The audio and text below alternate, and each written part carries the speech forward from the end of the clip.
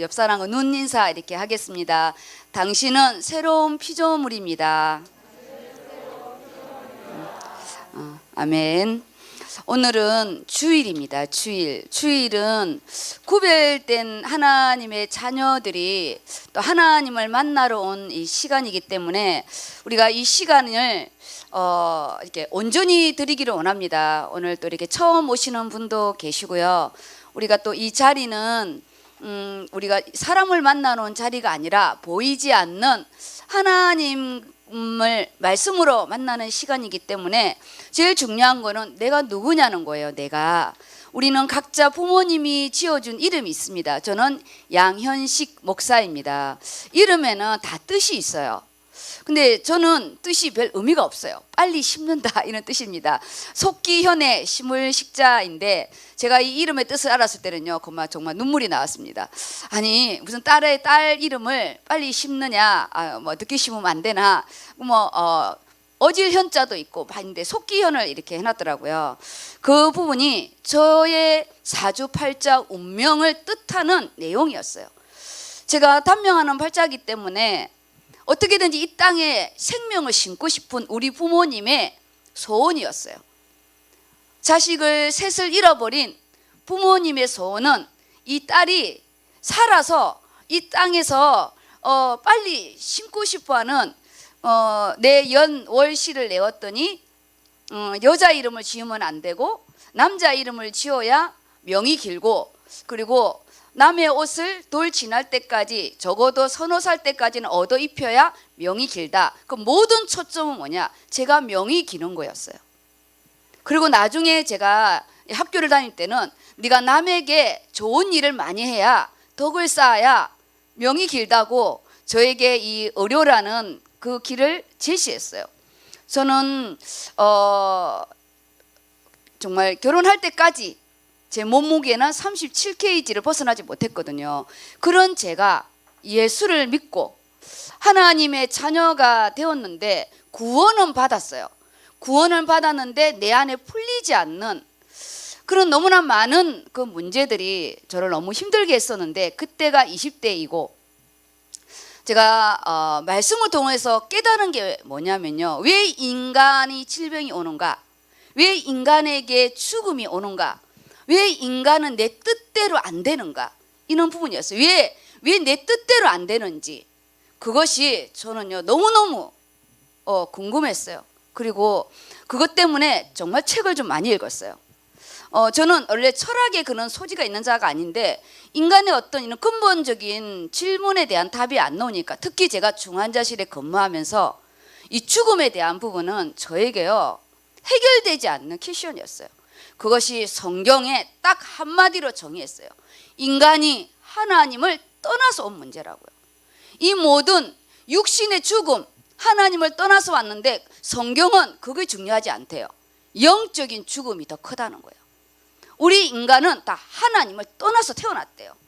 그게 아담과 하와로 인한 원죄, 하나님의 말씀을 떠나 하나님같이 되려고 하나님 앞에 반란을 일으킨 그 사건으로 인하여 우리 인간은 하나님, 모든 아담의 씨는 하나님을 떠나 태어났다는 원죄, 이것이요 제가 믿어지지 않는 가장 근원적인 이 시작의 부분이었어요. 하나님을 떠난 그 근본적 때문에 우리가 살아있는 동안 죄인이라는 거. 시골에 우리 할머니들이 항상 내가 죄가 많아서 여자를 태어났대요. 내가 죄가 많아서 여자를 태어났대요. 그것도 내가 의문이 안 풀렸어요. 아니 왜 남자를 태어난 건 죄가 없고 여자로 태어난 건 죄가 많냐는 거예요. 그게 성경에 되어 있었어요. 하와 할머니께서 선악과를 먼저 따드시는 바람에 우리에게는요, 남자에게는 에덴 동산의 저주, 네가 평생 땀을 흘려야 먹고 사는 창조의 활동이 가시와 엉겅퀴 속에요. 남자들이 돈을 벌이지 못하면 사람 취급을 못 받잖아요. 그건 처음부터 남자는 에덴 동산, 정복하고 다스리는 모든 부분에요, 첫 아담에게 첫 말씀을 준 이 하나님이 남자에게 준 축복이고, 여자는 아담을 위하여 창조된 부분이고요, 여자는 창조되어서 가정으로 들어갔어요. 그래서 이 선악과를 먼저 따먹은 우리는 태에 너는 평생토록 해산의 고통과 남편을 사모하며 다스림을 받는 그 저주의 부분으로요, 제가 왜 여자로 태어난 것이 죄가 많다는 걸 알게 되었어요. 원죄, 먼저 여자가 선악과를 따먹고 남자에게 줬기 때문에 그 모든 언약을 놓친 자는 아담이지만 사단의 통로는 여자였기 때문에 그게요 성경으로 다 풀어지는 거예요. 제가요 정말 위가 안 좋지만 내 인생이 다 씻겨 내려가는 응답이었어요. 인간이 하나님 떠난 그 모든 문제의 생명, 영적으로 죽었다는 걸 인정했어요. 맞습니다. 영적으로 죽었습니다. 그리고 여자가 남자를 사모하고 다스리고 남자에게 복종하라는 거예요. 저요 엄청 반발했어요. 하나님 그럴 수는 없습니다. 어떻게 남자에게 복종을 하라고 합니까? 그거는 있을 수 없다는데 성경은 남자가 먼저 창조를 받았고 남자에게 먼저 말씀을 주었기 때문이래요. 그것이 성경적 이유라 하더라고요. 제가 오케이 했어요. 여자는 남자로 인하여 갈비뼈를 취하여 태어났고 하나님이 그래서 가정을 이루는 축복을 주셨더라고요. 제가 말씀 앞에 순복하게 된, 제가 태어나가지고 궁금했던 모든 이야기가 성경에요 창세기에 다 깔려 있는 거예요. 그리고 인간에게는 영적인 죽음이 있다는 거예요.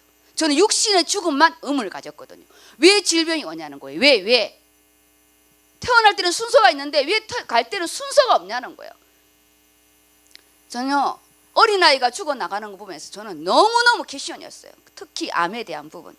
그랬는데 그 부분은 하나님이 뭐라냐, 태어나는 건 순서가 있는데 가는 건 순서가 없잖아요. 그 모든 부분에 영적인 죽음, 원죄 속의 가문의 배경, 그리고요 그 가문에 내려온 유전인자, 질병의 영, 실패의 영, 음란의 영, 그 가문마다 가지고 있는 그 뿌리, 그것이 우리의 삶을 엄습하는 자범죄가 있더라고요. 원죄는 모든 자에게 있는 거고 자범죄는 그 가문마다 뿌리가 다른 거예요. 제가요 영적인 죽음에 대한 눈이 확 열렸어요. 아, 하나님 떠난 인간은 모두가 죽어서 태어났고 우리에게는 기한이 있다. 사실 예수 생명을 얻을 기한, 그 기한은 누구에게는 20대, 누구에는 30대, 누구에는 90대, 다 가는 연령은 다른데 이 땅에 육체가 있을 때만 구원을 받더라고요. 육체, 우리가 살아있을 때만 구원을 받는 거예요. 이 구원은 내가 예수를 믿고 싶어서 내 발로 찾아온 자가 있고 나는 정말 예수 믿을 생각이 1만큼도 없었는데 누군가가 계속 나에게 예수를 믿으라는 거예요. 예수를. 그래서 한번 와 주었는데 내가 예수를 믿는 하나님 자녀가 된 자가 있고요. 누구는 죽음 직전에, 누구는 사건을 통해서, 각각 모양은 다르지만 예수님의 부르심은 다 똑같은 거예요. 누구는 모태로부터 믿었잖아요. 그 모든, 누구는 새벽 일찍 왔고 누구는 12시에 왔고 누구는 2시에 왔고 누구는 1시간 전에 왔는, 오는 순서는 다 다르지만 우리가요 예수를 믿음으로 구원을 받은 우리가요 새로운 피조물, 우리가 새롭게 다시 태어난 거예요. 땅에서 태어난 우리가 예수를 믿음으로 하나님 떠난 죄, 우리가요 하나님 말씀을 불순종한 그 죄, 하나님을 떠난 그 원죄, 우리의 마귀의 자녀로 소속된 하나님 없이 산 우리가 예수 그리스도를 말미암아 호적이 완전히 바뀐 하늘의 시간표 속에 우리가 있는 거예요. 우리 오늘 예배 드려온 우리 모든 건요 우리의 호적이 달라서 온 거예요.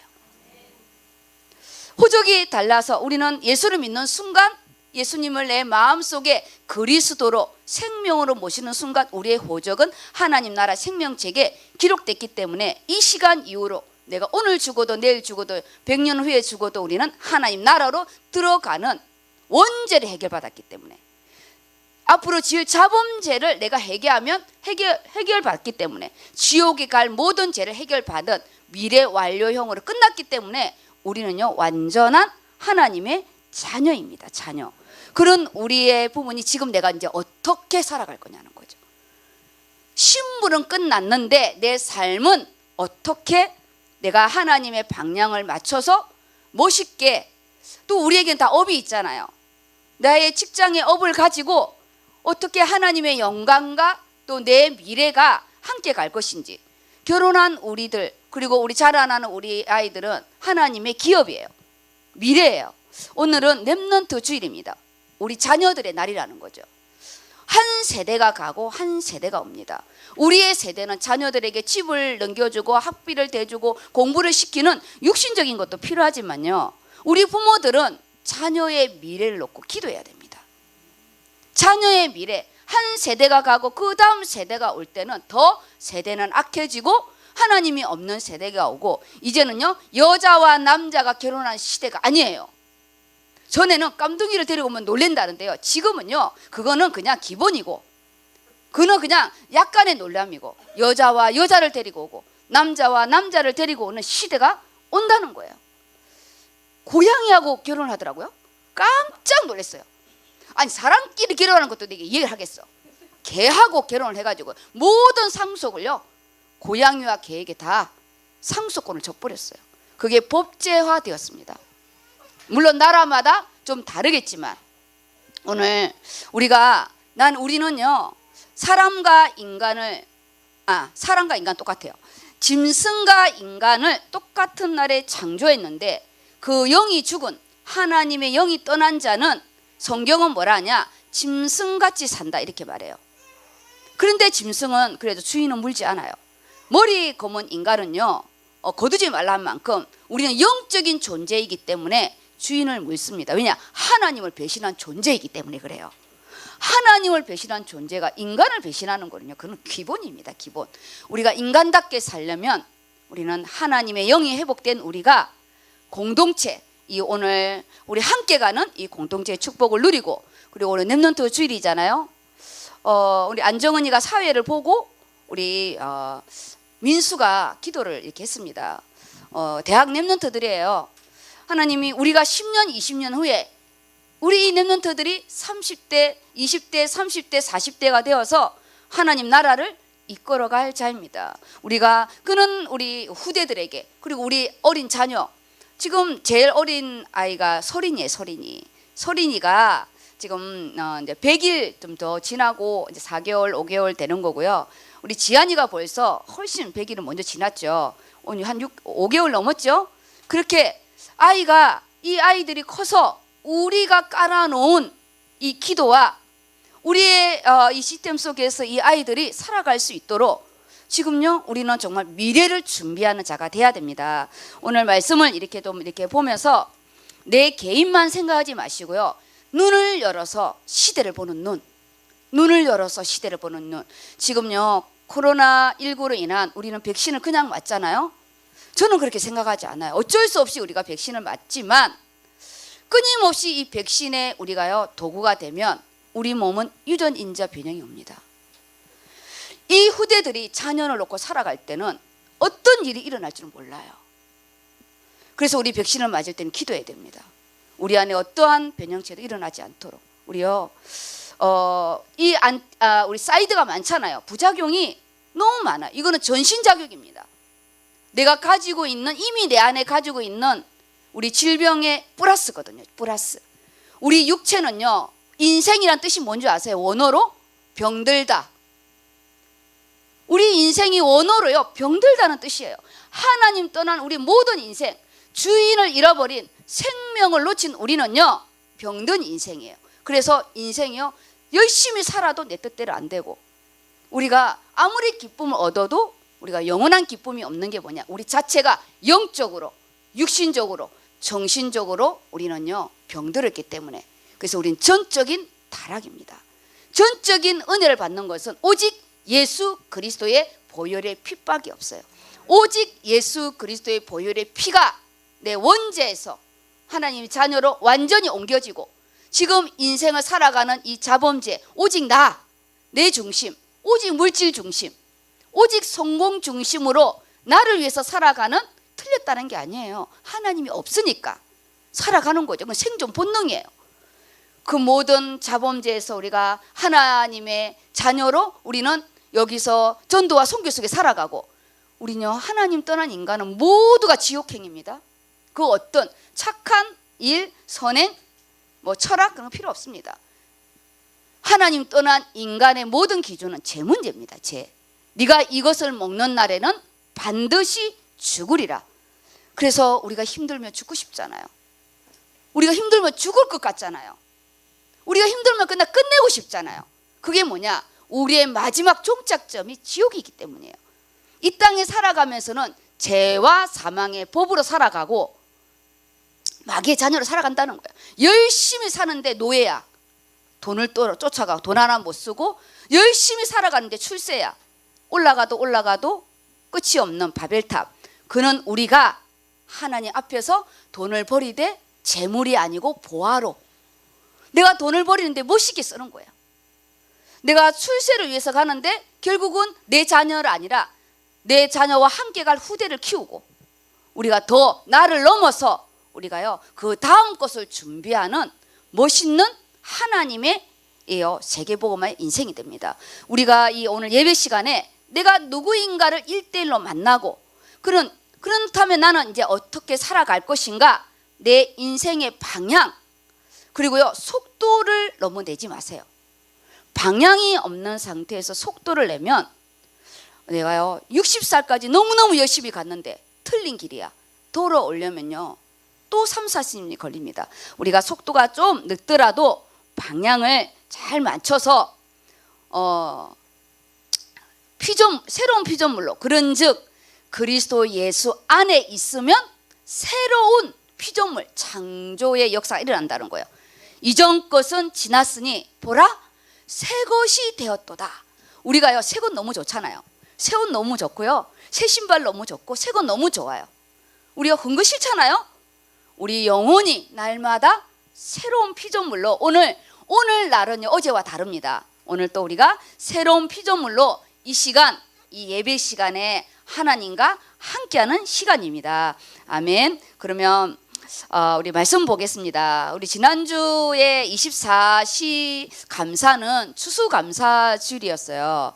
한 해를 이렇게 돌아보면서 하나님 앞에 이렇게 또 내 인생을 계수하고, 그리고 또 지금까지 나를 인도한 이런 모든 것을 계수하는 부분인데, 감사의 시간이 많은, 감사의 열매가 많은 자도 있을 거고, 또 감사의 부분보다 이게 뭐지 하는 내가 생각지 않는 열매가 있을 부분인데, 하나님은 뭐라 했냐? 그 모든 것이 다 열매래요. 왜냐? 다 예수를 위해서 하는 부분이기 때문에, 나의 시각의 부분, 나의 부분에서는 OX의 부분이지만, 우리가요 하나님의 시간에서 볼 때는 그 모두가 다 뭐라냐? 그 모든 일이 다 주 예수의 이름, 너희가 무엇을 하든지 무슨 말이나 무슨 일이나 다 예수의 이름으로 하기 때문에, 우리요 그것은 다 하나님 나라 확장하는 일이기 때문에요 모든 부분은 감사다. 이렇게 해서 또 하나님이 우리에게 하늘의 열매와 땅의 열매를 이렇게 또 정리해 주셨고, 그리고 우리가 사울과 사무엘의 또 이게 다윗의 응답이 있었잖아요. 우린 그 잘난 엘리야뿐만 아니라 그 형제들이 와도 하나님은 나는 그들을 버렸다. 그렇지만 그 마지막 8번째 아직 어린 목동인 다윗을 보면서 그는 내 마음에 합한 자라 그랬거든요. 우리는 8번째 하나님 마음에 합한 자입니다. 우리는 엘리압처럼, 우리는 다윗처럼, 우리는 이 바울처럼 우리는 이렇게 잘나지가 않았어요. 우리는 정말 목동, 그냥 양치는 아주 그냥 부모님의 양을 그냥 돌보는 그런 작은 자인데, 하나님 우리의 중심을 보시기 때문에 오늘 또 하나님께 그 중심을 드리는 하나님의 기준에, 하나님 마음에 합한 자가 다 되시기를 바랍니다. 아멘. 오늘 말씀은 세상을 이기는 지혜예요. 지혜. 그러면 이거는 제목을 이렇게 보면 땅의 것으로 생각하면 세상을 이기는 지혜니까, 내가 직장 안에서 또 내가 실리적인 부분의 지혜, 내가 공부를 하는 부분의 지혜, 이렇게도 적용을 할 수가 있어요. 근데 이 안에서 말하는 세상을 이기는 지혜는 그걸 훨씬 더 넘어서는 거예요. 우리는 그냥 내가 살아가는 부분에서 크고 작은 짜잘한 그런 지혜를 요구하는 부분이지만, 그건 땅의 지혜 부분이고요. 성경에서 말하는 지혜는 뭐냐? 너희가 시련이 오거든 온전히 이루라고 하잖아요. 근데 막상 내게 시련이 오면 그거 온전하지 않아요. 내가 만약에 지금 암 진단을 받았다, 할렐루야 하겠어요? 안 나와요. 하나님 내가 암에 걸린 거 할렐루야 합니다. 그런 거는 자꾸 또라이죠. 어떻게 내게 암입니까 하나님? 어떻게 그리고 일기다 그러면 감사하겠죠. 너무 늦게 왔네요. 말기입니다. 준비하세요. 이러면요 누가 감사가 오겠어요. 막상 우리에게 어떠한 진단명이 딱 떨어지고 정말 세상에 어떤 언어로 우리가 위로할 수 없는 그런 내 인생의 극한 시련이 있고요. 크고 작은 시련이 있고 시험에 합격 불합격의 시련이 있고 생명과 상관없는 시련. 내 생명과 상관 있는 시련은요 하늘과 땅입니다. 우리가 돈을 잃은 거 상관없습니다. 버리면 되니까. 사람을 잃은 거는 많은 걸 잃은 거고요. 생명을 잃은 거는 전부를 잃은 거예요. 전부를 잃은 거예요. 내가 건강한 거 너무 감사한 겁니다. 내가 잘나서 건강한 것 같죠? 지금요 20대 30대 10대 우리요 어린아이들 백혈병 얼마나 많은 줄 아세요? 제가요 국립암센터에 목요일마다 소아암센터에 예배를 드리고 왔어요. 그 부모의 심정이 어떤 줄 아세요? 하루라도 더 살리려고요 포기 안 해요. 내 생명이라도 주고 싶어요. 그 아이 하나 살리려고요 절대 포기하지 않아요. 내일이 끝인데도 오늘을 잡고 있는 게 부모의 심정입니다. 우리가 이런 시련의 가운데 우리요 앞이 안 보여요. 이 시련을 온전히 이루기 위해서 지혜가 필요한 거예요. 우리는 완전히 타락했기 때문에 우리는 세상의 지혜밖에 없기 때문에 문제 사건이 오면 우리는요 앞이 하나도 안 보여요. 죽고 싶고 내 인생이 헛산 것 같고 이게 뭔가 모르겠고 왜 저 못된 인간은 암에 안 걸리고 고생한 내가 암에 걸리고. 우리가 세상을 이기는 지혜는 단순히 그냥 우리가요 그냥 6월절의 은혜처럼 멋있게 넘어가기 위한 그 작은 의미가 아니라고요. 그것도 포함하고 정말 멋있는 건 뭐냐, 내가 아까처럼 그 시련이 왔을 때 인내를 온전히 이루기 위하여 하나님 앞에 하나님의 뜻을 물어보고, 하나님의 뜻이 뭡니까? 말씀 속에 있잖아요. 금요 말씀에 다 있었어요. 하나님의 뜻을 물어보고 사업이 안 되고 어떨 때는요 사업이 망해버리잖아요. 제가 대학 갈 때요 우리 집이요 왕창 망했어요. 그냥 이 추스릴 수 없을 정도로. 그러니까 저희 아버지가 저를 불러서 너희 동생 공부시키라는 거예요. 제가 우리 아버지한테 그랬어요. 아니 아이는 아버지가 놓고 왜 내가 공부시키냐고 그랬어요. 아니 아버지 자식을 내가 왜 공부를 시키냐 그랬어요. 너는 이 집안의 큰딸이라 살림이 처리래요. 나 그런 거 안 한다고 그랬어요. 집이 극한 상황이 되니까 제일 먼저 희생시키는 게 큰딸입니다. 큰아들은 절대 희생시키지 않아요. 밭을 팔아서라도 학교로 보냅니다. 이게 우리요 선악과 사건 때문이에요. 선악과. 죄가 많아서 여자가 태어났다는 어르신들의 그 함축적인 한해 말이 성경의 부분에는 그 원죄를 범한 첫 번째 시작이 하와였기 때문에 말씀을 범죄한 우리에게 오는 건 반드시 죄값을 치러야 되거든요. 오늘 이 본문의 부분이 세상을 이기는 지혜, 크고 작은 짜잘한 걸 넘어서 이 야고보서는 행함, 믿음의 행함에 대한 부분이거든요. 우리 민섭이가 본문 다 집에 가서 또 읽으시지만 오늘 딱 6절밖에 없어요. 7, 8절까지네요. 8절까지인데 본문을 이렇게 좀 큰 소리로 읽어주시기 바랍니다. 하나님과 주 예수 그리스도의 종 야고보는 흩어져 있는 12지파에게 문안하노라. 내 형제들아, 너희가 여러 가지 시험을 당하거든 온전히 기쁘게 여기라. 이는 너희 믿음의 시련이 인내를 만들어내는 줄 너희가 알미라. 인내를 온전히 이루라. 이는 너희로 온전하고 구비하여 조금도 부족함이 없게 하려 함이라. 너희 중에 누구든지 지혜가 부족하거든 모든 사람에게 후히 주시고 꾸짖지 아니하시는 하나님께 구하라. 그리하면 주시리라. 오직 믿음으로 구하고 조금도 의심하지 말라. 여기까지요. 그래서 우리는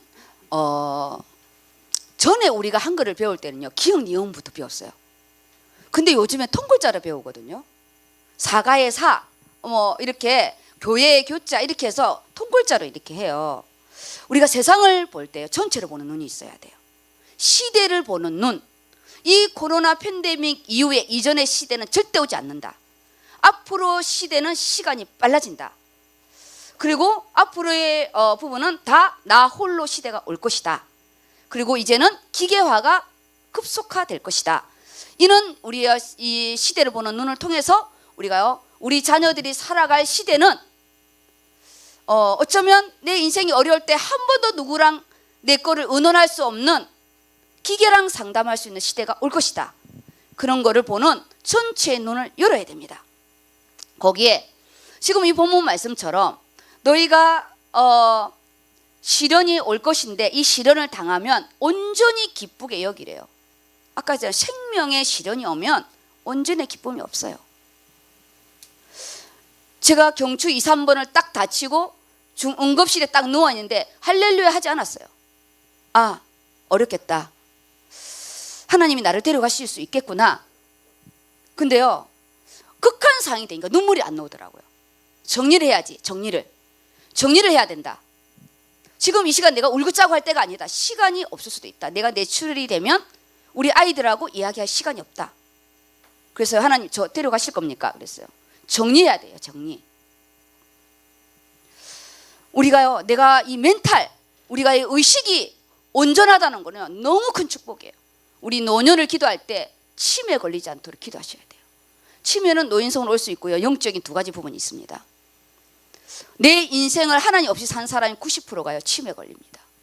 오로지 자식을 위하여, 오로지 돈을 위하여, 오로지 출세를 위하여 내 그 안에 나는 없는 거예요. 나는 없고 내가 살아갈 세상 것만 있으면 인생의 마지막이요, 엄마도 못 알아보고 새끼도 못 알아보고 아무도 부인도 못 알아보고 남편도 못 알아보는 치매의 부분을 사단이 마지막 딱 거는 브레이크가 뭐냐? 내가 누구인지 모르게 가는 거야. 살아갈 때는 세상 속에 살아간다고 내가 누구인지를 모르고, 나이가 들어서 이제 인생을 정리할 때는 정신이 오락가락해서 내가 누구인지 모르는 거예요. 사단의 실체는 뭐냐? 내가 누구인지를 모르게 하는 거예요. 내가 누구인지를 모르게 하는 거예요. 나와 하나님과 1:1 관계. 나는 양현식 목사이기 전에 나는 어느 집안 누구누구의 딸이고 불신자라 가문에 태어났는데 내가 예수를 믿고 하나님 자녀가 되었고, 그래서 나는 우리 가문의 첫 예수 믿는 자이고, 그리고 내가 하나님의 부르심 속에 나는 주의 종을 가고 있다. 이런 내 안에 정리함이 필요한 부분이에요. 오늘 이 본문의 부분은 누가 주 부분이냐? 야고보예요. 야고보예요. 그럼 내 이름을 기억하세요. 본문을 보면서 세상을 사는 지혜의 제목도 중요하지만 뭘 봐야 되냐? 여기는 누가 이게 적은 선자냐면 야고보가 쓴 거예요. 야고보가 이 글을 썼는데요. 예수님 제자 야고보가 있고요, 예수님의 동생 야고보가 있는데, 이 글은 이 저자는 예수님의 제자가 아닌 예수님의 육신의 동생이에요. 예수님을 성령으로 낳고 그 다음에 이제 결혼을 한 이후에 놓은 그 육신의 동생이에요. 근데 이 야고보가 지금 1절에 나의 정체성에 대한 걸 분명히 합니다. 우리는 살아가면서 누구누구의 아내, 누구누구의 남편, 누구누구의 엄마 아빠가 중요한 게 아니에요. 내가 1:1의 하나님과의 관계가 먼저고, 그 다음에 누구누구의 배우자고, 누구누구의 내가요 부모이고 자식이에요. 이게 가장 중요한 겁니다. 정체성에. 여기 보면 하나님과 나, 하나님과 주 예수 그리스도의 종 야고보는 흩어져 있는 12지파에게 문안하노라. 이거는요, 내 개인이 누군가 시대적인 배경을 다 가지고 있어요. 이거는 마지막 자신의 유언과 같은 문서잖아요. 우리는 내가 어떤 글을 쓸 때는 생각을 하고 쓰잖아요. 여기에 하나님과 주 예수 그리스도래요. 동격하게 놓은 거예요. 왜냐? 그 시대는 예수님의 신성을 인정하지 않았어요. 예수님의 육신만. 그래서 예수님이 하나님이고 예수님이 메시아고 예수님이 그리스도로 인간으로 왔다는 걸 부정했어요. 많은 이단들이. 그래서 이 구원론에 대한 성부 하나님인데 성자 예수님 하나님이신데 인간으로 오셨다. 그거를 밝히 말하는 게 하나님과 주 예수 그리스도의, 근데 그분의 종, 내가 그분의 그 종된 야고보다. 이렇게 당당히 예수를 믿지 않았던 그가 이제는 예수님이 십자가에 죽으시고 부활한 것을 목격한 그가요, 예수님의 제자가 되면서 내가 누구인가, 우리가 예수를 믿고 내가 하나님과 예수 그리스도의 종 누구라고요? 우리가 오늘 하나님께 고백해야 돼요. 하나님과 예수 그리스도의 종 나다. 하나님의 자녀인데 예수 그리스도의 종이 된 거예요. 그리고 흩어져 있는 12지파의 부분으로 편지한대요. 왜냐, 그때 시대적인 배경이 뭐냐, 스데반, 이 안수 집사인 이 스데반이 순교를 당했어요, 예루살렘에서. 그거로 인하여 핍박이 완전히 이제 가중되어서 이 예수 믿는 자들이 다 흩어졌어요. 예루살렘, 유대 전역으로, 그리고 로마 전역으로 다 흩어져 버린 거예요. 그래서 아까 뭐냐, 주인 양떼를 잃은 목자를 잃은 양떼처럼 그들은요 뿔뿔이 흩어져서 살아남아야 되는 그 현장에 이 야고보가 편지를 보내는 부분입니다. 이 편지 한 장이 모든 자에게 보내는 거잖아요. 정말 숨어서 예수 믿었던 그 자들은 이거는요 단수입니다. 생명의 그런 이 힘이죠. 내가 예수 믿으라는 이 말 한마디가 다른 사람에게 있어서는요 이 편지가 될 수 있는 거예요. 그 다음 우리 2절에 보니까 내 형제들아 너희가 여러 가지 시험을 당하거든 온전히 기쁘게 여기래. 이 시험이 전체적인 국가적인 부분의 환란이었어요. 예루살렘 부분에서도 전 핍박이었고요.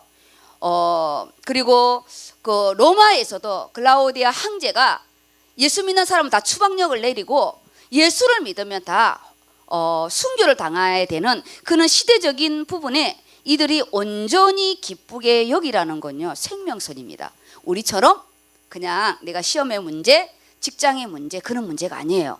온전히 기쁘게 여기는 거는 내가 순교를 할 수 있는 그런 상황에 너희가 기쁘게 여기라는 거예요. 이거 쉬운 거 아닙니다. 우리가 쉽지 않기 때문에 오늘 우리는 이거를 놓고 기도하는 부분인데, 여기에 인내는 너희 믿음이 시련이 인내를 만들어내는 줄 너희가 알고 그 인내를 온전히 이루래요. 그래서 이 온전히 이루기 위하여 우리가 오늘 하나님께 지혜를 구하는 부분인데, 여기에서 하나 중요한 부분이 뭐냐면요, 인내를 온전히 이루자 해서 여기에 온전히 뜻이에요. 온전히. 이 온전은 헬라어로 텔레니온이라는 뜻인데요, 어디서 온 의미냐면 끝이라는 단어를 가진 텔레스에서 유행된 거예요. 이 온전히라는 것은 끝이라는 단어에서 온 건데, 한마디로 말하면 중도에 포기하지 말고 끝까지 참고 견디라는 거예요. 무슨 일을 하더라도 중도에 포기하지 말고 온전히, 완전히가 아니에요. 온전히 끝까지 네가 그것을 참고 기다려고 견디라는 거예요. 이게 온전히, 인내를 온전히 이루라. 가장 어려울 때 끝까지 포기하지 말고 이루라는 거예요. 우리 힘들 때 있잖아요. 직장이 너무 힘들 때가 있어요. 그만두고 싶을 때도 있고, 사역이 너무 힘들 때가 있어요.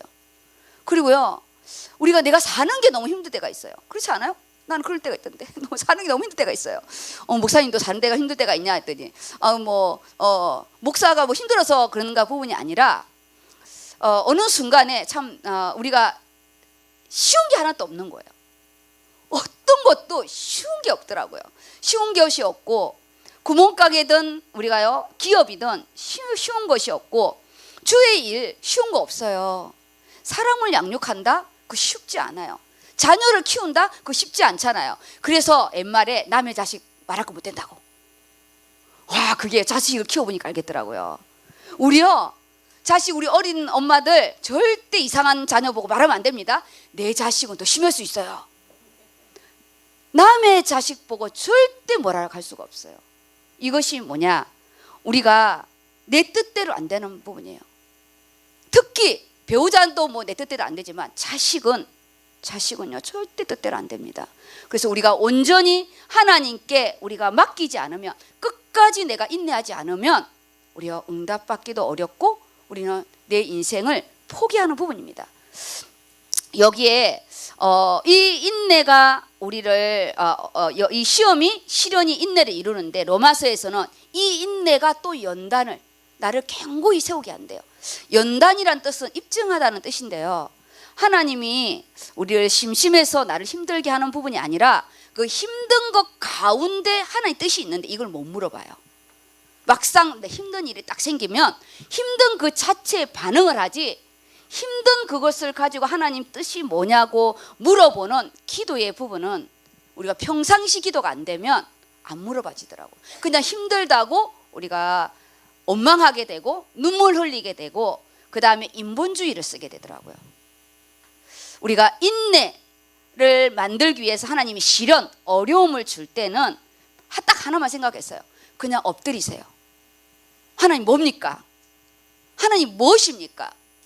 내가 깨달아야 될 것이 있습니까? 하나님의 뜻이 뭡니까? 그냥 이것만 딱 물어보세요. 기도하지 않으면 하나님이 지혜를 주지 않더라고요. 근데 그 말씀이 금요일 날 다 우리 안에 선포되었습니다. 그 다음 우리 18절 읽었나요? 6절 읽어주세요. 오직 믿음으로 구하고 조금도 의심하지 말라. 의심하는 자는 마치 바람에 밀려 요동하는 바다 물결 같으니 이런 사람은 무엇이든지 주께 얻기를 생각하지 말라.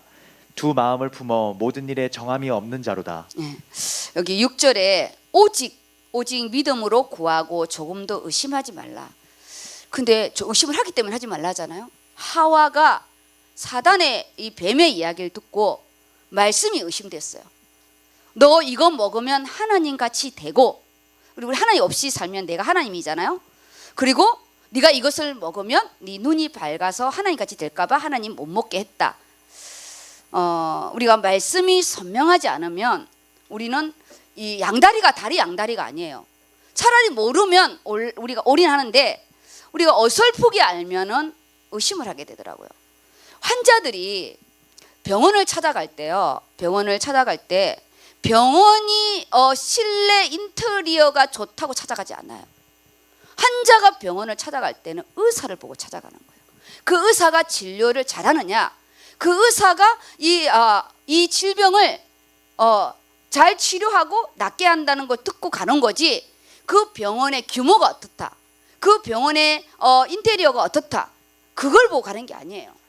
우리가 교회를 나오는 거, 예수를 믿는 거는 예수님이 나를 구원해 주신 그 구원주 예수 그리스도를 믿고 내가 그분을 찬양하러 오는 거기 때문에 교회 안에 와서 이상한 사람들에게 시험 당하지 마시고 교회의 이상한 어떤 그런 부분에 현혹되지 마시고요. 언제나 우리의 오직 한 부분은 뭐냐? 예수 그리스도를 향해서 가야 돼요. 그래서 시험이 올 때도 우리가 오직 예수로 향해서 맞춰줘야 이게 사랑과 원수되지 않고 누구 때문이 아니고 온전히 함께 가더라고요. 누구 때문이 아니에요.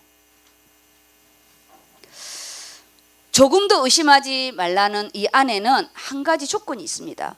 이 의심하다, 이 안에 근원적인 뭐냐? 분리시키다 이런 뜻이에요. 의심하다, 분리시키다, 그리고 저울질하다. 내가 어디가 이익관계가 있을까? 이거죠. 저울질하는 거. 그거를 한마디로 말하면 양다리다 이렇게 말해요. 우리는 세상과 하나님 앞에 양다리 하지 마시고 내가 예수를 믿는 부분에 이게 손해다. 손해보는 거예요. 그냥 손해보는 거예요. 내가 예수를 믿었을 때 내가 예수 믿는 것 때문에 저 돈 포기한다. 그거 보는 거예요. 근데 하나님이 그거 다 받게 하시죠. 분리시키는 이것은 사단의 주 전문성이에요. 하나님과 우리 사이를 분리시켰거든요. 하나님과 우리 사이를 분리시켰고 내 생각을 말씀과 분리시키고 말씀이 없으면 딱 저울질이에요. 그건 우리의 본능이잖아요. 손해보기 싫으니까. 가장 바보가 뭐냐? 바보를 뭐라 해요? 손해보는 자를 바보라고 그러잖아요. 우린 영성이 없으면요 영악해집니다. 실리에 밝고요 똑똑한 것 같죠. 사람들은 다 알아요. 저 사람 머리 굴린다는 거. 본인만 몰라요. 그런데 우리가 정말 하나님 말씀 영성을 가지고 내가 손해보는 거 알고 딱 포기하잖아요. 그 상대방도 알아요. 저 사람이 나를 위해서 손해보는구나. 알아요. 근데 저 바보다. 근데 나중에 그거 본 것 같죠? 다 나갑니다. 하나님은요, 공의의 하나님이에요. 정확해요. 그래서 우리가 조금 지금 내가 손해봤다, 내가 조금 억울하다, 가서 삼자 대면 할까? 괜찮습니다. 하나님은요, 죽지 않았고, 우리가 그냥 좋은 게 좋은 거가 아니라 내가 예수를 믿기 때문에 손해를 본다, 이렇게 기준을 정하고 하세요. 내가 예수를 믿기 때문에 내가 쏘가주는 거야. 네가 이것 때문에 나중에 내 예수 믿어야 될 거야. 예수는 내가 믿고 덕은 네가 보는 거야. 내가 이 예수를 믿는 것 때문에 덕은 네가 보는 거지. 나중에 너는 반드시 예수 믿어야 돼. 내가 이 물질을 손해봤기 때문에, 내가 자존심 상하는 거를 접었기 때문에 너는 반드시 예수를 믿어야 돼. 이러니 우리는요, 하나를 잃으면 반드시 하나를 얻기 바랍니다. 우리요, 물질 좀 잃었습니까? 인간관계 잃었습니까? 반드시 영혼 구원하는, 내가 주님과 관계되는 거, 영적인 거는 절대 잊지 마시기 바랍니다. 그래야 우리 예수 믿는지 아지. 그래야 우리가요, 억울하지 않잖아요. 예수 믿는 것 때문에 이쪽 밤을 내주면 이쪽 밤까지 내줘라 하는데 그냥 맞으라는 게 아니잖아요. 우리 동네 복이 아닙니다. 성경은 여기를 때리면 여기를 내주라는 게 동네 복이 아니에요. 내가 내줌으로 인해서 내 영혼을 얻는 거지. 겉옷을 달라 할 때 속옷까지 주는 거는요, 벌거벗으라는 게 아니에요. 내가 너 영혼을 사는 거지. 오늘 두 마음을 품는 모든 일은 정함이 없는데, 우리요, 이랬다 저랬다는 게 제일 열받잖아요. 우리 딱 내가 예수 믿는 거, 세상에는 이래저래 할 수 있어요. 왜냐? 이익관계니까.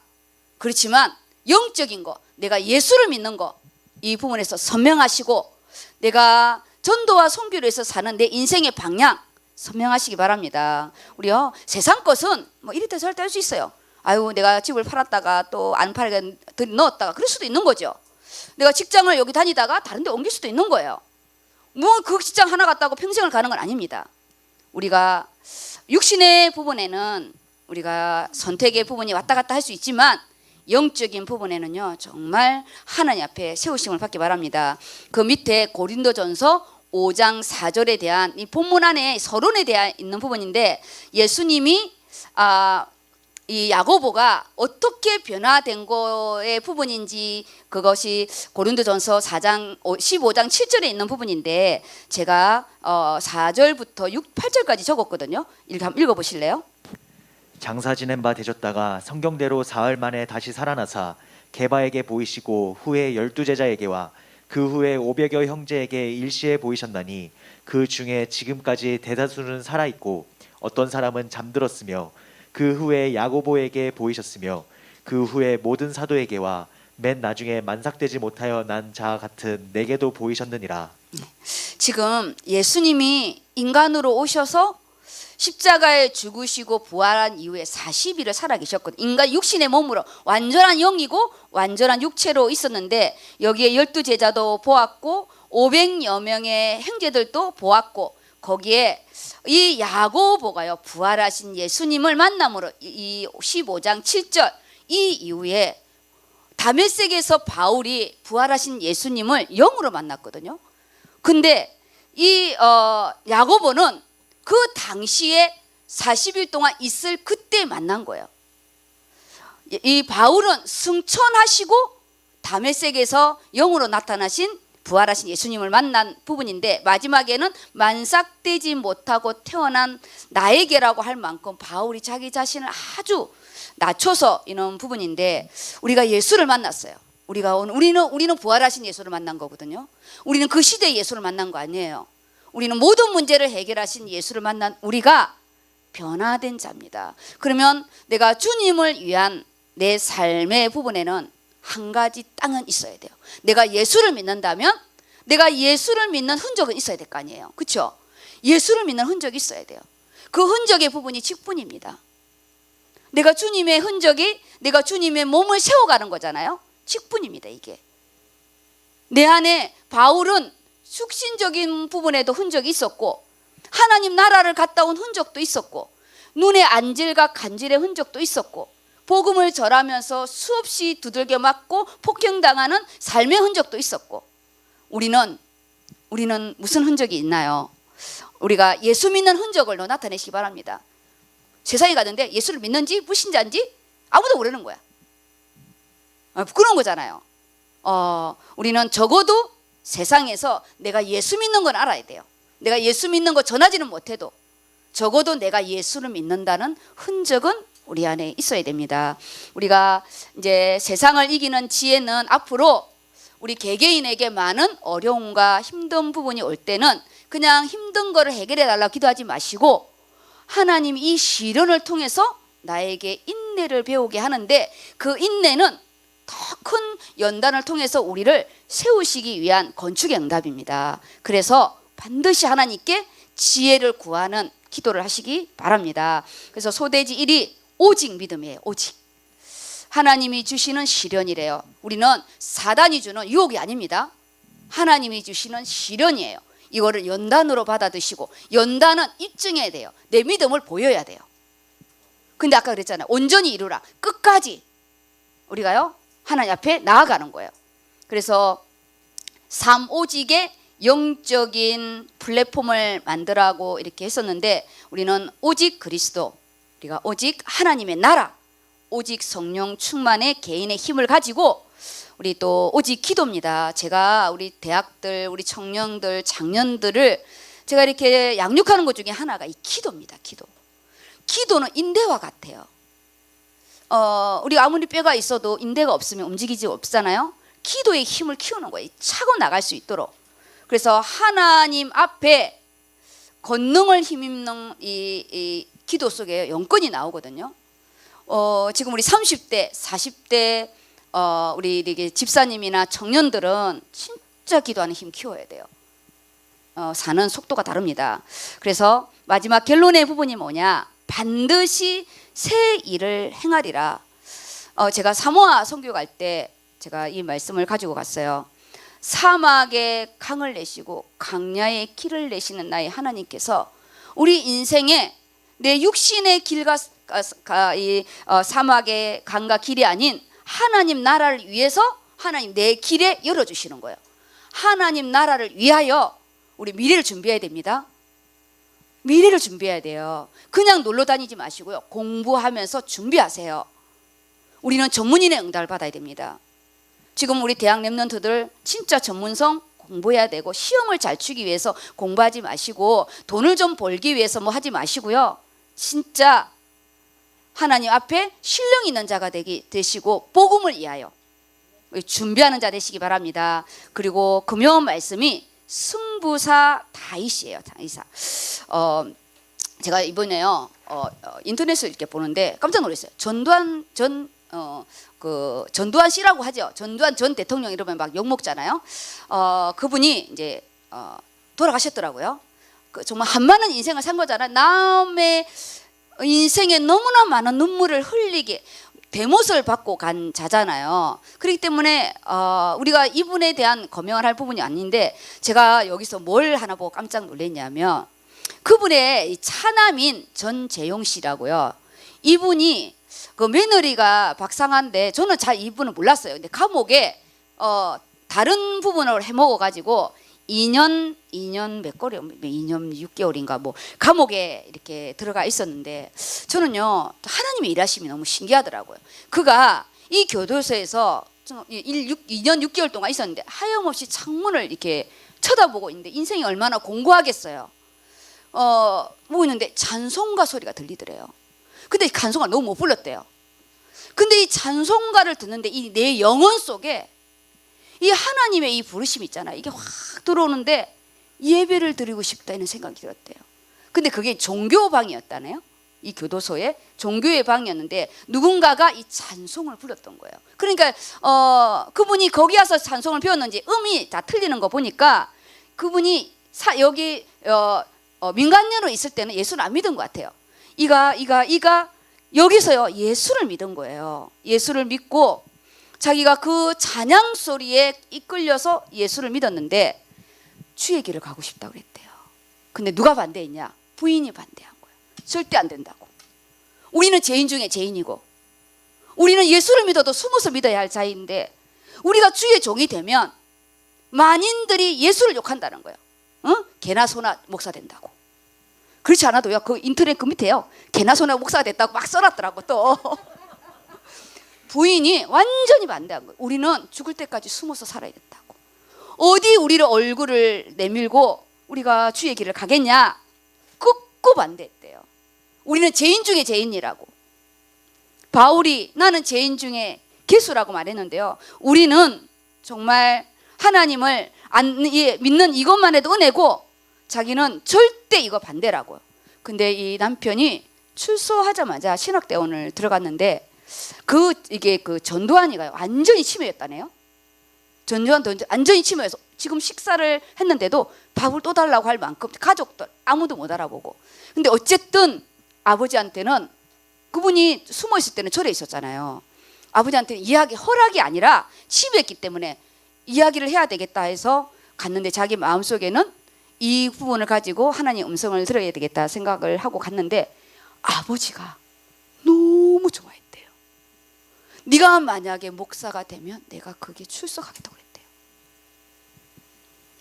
근데 이 전두환 전 대통령, 전두환 씨 그 말이 중요한 게 아니라 이 아들이 뭐라고 생각했냐면 하나님의 음성을 듣고 나 같은 죄인도 나처럼 얼굴을 들지 못하는 이 죄인들을 위하여 나는 또 다른 목회를 해야 돼서 이분이 주의 길을 가서 새롭게 하소서에 간증을 나왔더라고요.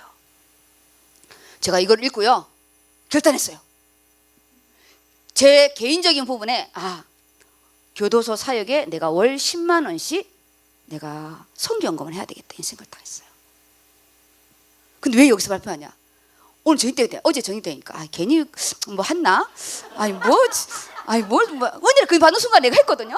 근데 갑자기 뭐 교회에서도 다 헌금하고 하는데 내가 뭐 굳이 뭐 10만 원씩 할 필요가 뭐 2만 원씩 싹 드는 거예요.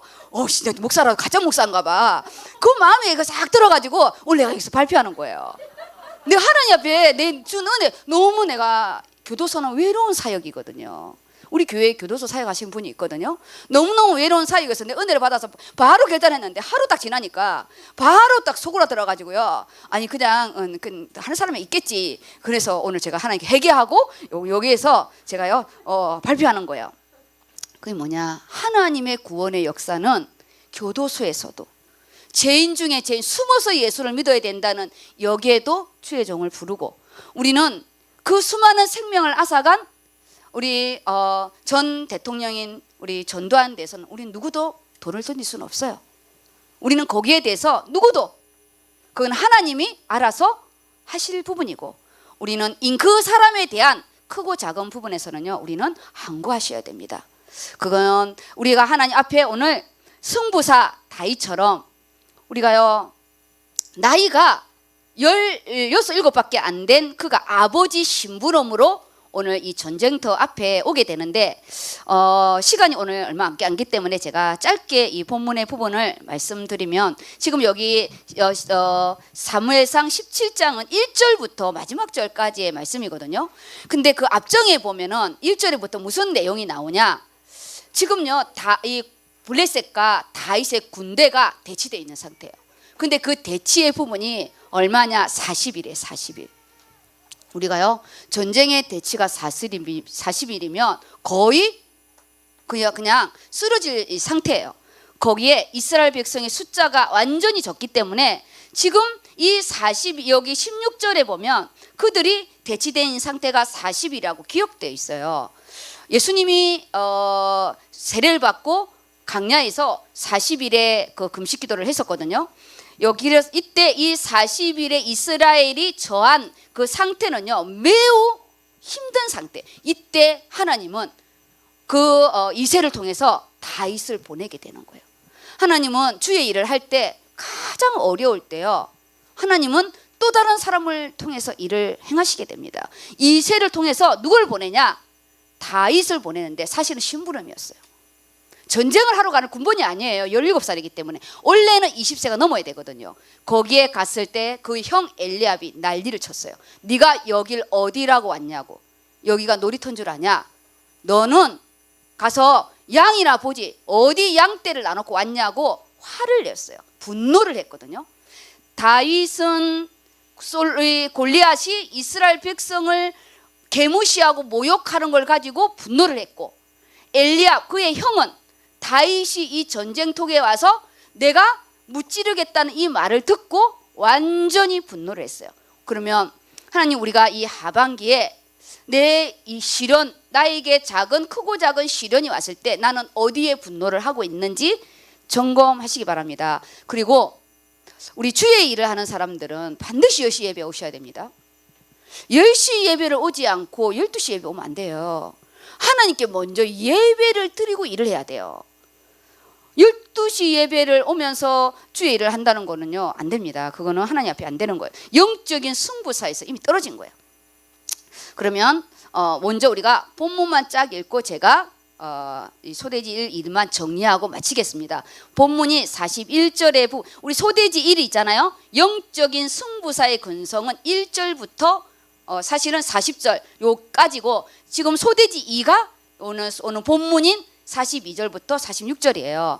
우리가 본문을 읽어야 하나님의 뜻을 알 수가 있어요. 자, 그러면 일단 쫙 읽어주세요. 블레셋 사람이 방패든 사람을 앞세우고 다윗에게로 점점 가까이 나아가니라. 그 블레셋 사람이 둘러보다가 다윗을 보고 업신여기니 이는 그가 젊고 붉고 용모가 아름다움이라. 블레셋 사람이 다윗에게 이르되 내가 나를 개로 여기고 막대기를 가지고 내게 나왔느냐 하고 그의 신들의 이름으로 다윗을 저주하고, 그 블레셋 사람이 또 다윗에게 이르되 내게로 오라. 내가 내 살을 공중의 새들과 들짐승들에게 주리라 하는지라. 다윗이 블레셋 사람에게 이르되 너는 칼과 창과 단창으로 내게 나아오거니와 나는 만군의 여호와의 이름 곧 내가 모욕하는 이스라엘 군대의 하나님의 이름으로 내게 나아가노라. 오늘 여호와께서 너를 내 손에 넘기시리니 내가 너를 쳐서 내 목을 베고 블레셋 군대의 시체를 오늘 공중의 새와 땅의 들짐승에게 주어 온 땅으로 이스라엘의 하나님이 계신 줄 알게 하겠고, 또 여호와의 구원하심이 칼과 창에 있지 아니함을 이 무리에게 알게 하리라. 전쟁은 여호와께 속한 것인즉 그가 너희를 우리 손에 넘기시리라. 블레셋 사람이 일어나 다윗에게로 마주 가까이 올 때에 다윗이 블레셋 사람을 향하여 빨리 달리며 손을 주머니에 넣어 돌을 가지고 물매로 던져 블레셋 사람의 이마를 치매 돌이 그의 이마에 박히니 땅에 엎드러지니라. 그 50절요? 다윗이 이같이 물매와 돌로 블레셋 사람을 이기고 그를 쳐 죽였으나 자기 손에는 칼이 없었더라. 아멘. 이 오늘 41절에서 50절까지 본문의 말씀에 지금 이 골리앗과 사실은 다윗과의 대결의 부분인데요. 성경의 부분은 이 다윗의 고백 속에 하나님과 골리앗 싸움으로 이 영적인 지각 변동은 또 일어나게 돼요. 우리의 믿음에 있는 고백이 세상의 우리의 싸움의 판도가 달라집니다. 그래서 항상 우리가 입술에 이 고백을 그 신앙이 나오려고 하고 우리가 힘들 때도 우리가 하나님이 들으시니까 입을 딱 이렇게 닫으시고 하나님 앞에 고백하시기 바랍니다. 그래서 그날 우리가 일본 또 선교에 대한 부분을 제가 이렇게 보면서 우리가 일본 선교와 또 우리의 선교, 우리 대한민국의 선교는 완전히 다르잖아요. 우리는 또 선교사의 피로 시작된 거고 일본의 선교는 배교로 시작된 건데 우리의 삶이 예수의 보혈의 피로 시작되시기를 예수 이름으로 축복합니다. 그리고 엘리압이 왜 이렇게 다윗에게 화를 낸 줄 아세요? 사실은 기름 부으러 갔을 때 이 사무엘이 엘리압 보고 엄청 놀랬거든요. 이 영적인 질투. 자기가 당연히 기름은 부음을 받아야 되는데 하나님의 손길은 다윗에게 옮겨진 거예요. 이 영적인 이 주도권이 옮긴 부분에요. 이 엘리압이 볼 때는 내가 외모적으로나 나이적으로나 뭐나 너랑 어떤 것도 비교할 수 없는데 하나님은 엘리압을 버렸대요. 그거 이 사무엘의 기름이 다윗에게 옮겨지는 이런 부분 때문에요. 다른 형들도 있는데 이 엘리압이 더 영적인 자존심이 상해가지고 이렇게 난리를 친 겁니다. 우리는 우리 육신의 영적인 자존심도 있고 우리 예수의 자존심이 있습니다. 우리는 두 가지가 다 나와요. 우리는 인간이기 때문에 그렇지만 현장의 부분에서 우리는 인간의 자존심을 넘어서 우리가요 하나님의 자존심으로 승리하시기 바랍니다. 그래서 소돼지 1이 영적 승부사의 근성. 제발 좀 한 번 더 붙으면 끝까지 쇼부를 보는 그런 좀 뭐랄까요? 세상 말로 말하면 좀 이렇게 이 곤조라고 그러나요? 어쨌든 이 뭔가 하나를 딱 잡으면 끝까지 끝장을 보는 그런 영적인 승부사의 근성이 다윗처럼 나는 만군의 여호와의 이름으로 나아간대요. 우리는요 창과 칼과 단창 이것 우리 전문성 준비하고 있어요. 우리 대학들은 창과 칼과 단창 세상은 이걸 필요해요. 전쟁이기 때문에.